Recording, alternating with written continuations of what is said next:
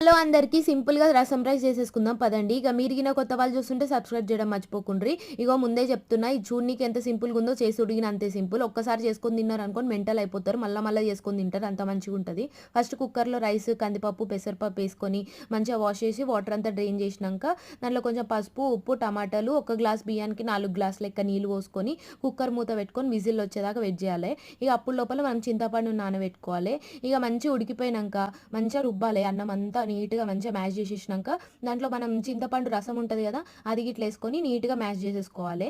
ఇక మ్యాష్ చేసుకున్నాక చూడుండ్రి ఎంత లిక్విడ్ ఉందో అట్లుండాలనమాట. ఇక దాంట్లో కొంచెం కారము, రసం పౌడర్ బయట దొరుకుతది గదా! అది గిట్ల ఏసేసి మంచిగా మిక్స్ చేసుకోవాలి. ఇక దగ్గరకయ్యే కొద్దీ కొంచెం కొంచెం వాటర్ యాడ్ చేసుకోవాలి. ఇంకా మనం తాలింపేసుకునుడే. ఎట్లేసుకుంటాం ఆవాలు, జీలకర్ర, ఎండుమిర్చి, కరివేపాకు ఎట్లేసుకుంటాం అట్లనే తాలింపేసుకొని లాస్ట్‌లో కొత్తిమీరేసుకొని ఇగ ఒక ప్లేట్‌లో సైడ్‌కి అప్పడాలు లెక్క ఇట్లా ఫ్రేమ్స్ లెక్క ఏమన్నా ఉంటే పెట్టుకొని తిన్నాం అనుకోండి మెంటల్ కాదు గుమ్మ అయిపోతాం అనమాట. అంత మంచిగుంటది.